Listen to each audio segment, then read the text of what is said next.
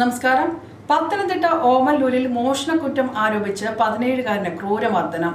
Omallur Elohim global worship സെന്ററിനെതിരെയാണ് പരാതി. ഇടുക്കി അണക്കര സ്വദേശിയായ 17-കാരനാണ് ഈ ദുരനുഭവം ഉണ്ടായത്. ആരാധന കേന്ദ്രത്തിന്റെ മാനേജർ അടക്കം 3 പേരെ കേസിൽ പ്രതി ചേർത്തിട്ടുണ്ട്.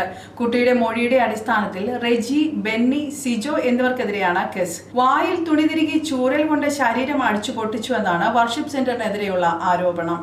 യൂട്യൂബിലെ വീഡിയോ കണ്ട് ഏലോഹിം ഗ്ലോബൽ വർഷിപ്പ് സെന്ററിൽ ആരാധനയ്ക്കായി എത്തിയ കുടുംബത്തിലെ കുട്ടിയാണ് മർദ്ദനത്തിനിരയായത്.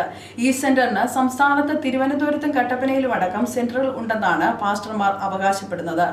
ഓൺലൈൻ വഴിയാണ് ഇവരുടെ ആരാധനയുടെ വീഡിയോകൾ വൈറലായി മാറുന്നത്. യൂട്യൂബിലെ വീഡിയോ കണ്ട് സെന്ററിലെത്തിയ കുടുംബം തങ്ങളുടെ സാമ്പത്തിക പിന്നോക്കാവസ്ഥ പാസ്റ്റർമാരെ അറിയിക്കുകയായിരുന്നു. പാസ്റ്റർമാർ തന്നെയാണ് അവരുടെ മൂത്ത കുട്ടിയെ തങ്ങളെ ഏൽപ്പിക്കാനും കുട്ടിക്ക് ജോലി നൽകാമെന്നും വാഗ്ദാനം ചെയ്തത്. അങ്ങനെ 9ാം ക്ലാസ്സിൽ വിദ്യാഭ്യാസം നടത്തിയ കുട്ടി 3 മാസം മുൻപാണ് ഗ്ലോബൽ വർഷിപ്പ് സെന്ററിൽ എത്തുന്നത്. എന്നാൽ പഠനം നടക്കാതെ വരികയും ജോലി മാത്രം ചെയ്യിക്കുകയും ചെയ്തത് കുട്ടി ചോദ്യം ചെയ്തതോടെയാണ് കുട്ടിക്ക് മേൽ മോഷണക്കുറ്റം ആരോപിക്കുകയും ഉപദ്രവിക്കുകയും ചെയ്തത്. കുട്ടിയുടെ വാക്കുകളിലേക്ക് ഇതൊക്കെ ചെയ്തുകൊണ്ടിരുന്നത് ഞാൻ ആരുടെ പൈസ എടുത്തെന്ന് പറഞ്ഞ് ഇങ്ങനെ അടിക്കുകയും ഇതൊക്കെയായിരുന്നു ചെയ്തത്. കുളിക്കാൻ പോയ ടൈമിൽ ഇവർ വന്ന് വിളിച്ചിറക്കി അടിക്കുകയും ഇതൊക്കെയായിരുന്നു ചെയ്തത്.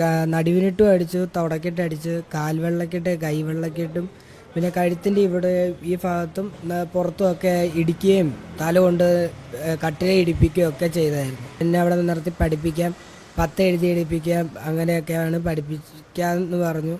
അപ്പം ഞാൻ ഇങ്ങനെ ഒരാഴ്ച വരെ അങ്ങനെ പോയി കഴിഞ്ഞ് അവരുടെ അടുത്ത് പിന്നെയും ചോദിച്ച് കാര്യങ്ങൾ. അപ്പോൾ അവർ പറഞ്ഞു, നിന്നെ ഇനി പഠിപ്പിക്കാൻ ഇന്നില്ല, നീ ഈ വീഡിയോയുടെ ഇതൊക്കെ ആയിട്ട് പോയാൽ മതി, അങ്ങനെ ഇതാണെന്ന് പറഞ്ഞു. പിന്നെ പണിക്ക് കൊണ്ടുപോകാൻ വേണ്ടി രാവിലെ എഴുന്നേൽപ്പി. ഞാൻ പറഞ്ഞു എനിക്ക് പറ്റത്തില്ല എന്ന് പറയുമ്പോൾ ഇവർ വലിച്ചഴച്ചുകൊണ്ടാണ് പണിക്ക് കൊണ്ടുപോയിക്കൊണ്ടിരിക്കുന്നത്. കുട്ടികളും ഉണ്ട്, എന്നെക്കാളും മുതിർന്നവരുണ്ട്, വയസ്സായവർ, അങ്ങനെ അച്ഛന് വീട്ടുകാർ ഉപേക്ഷിച്ചവർ, അങ്ങനെ പറയുന്നത്.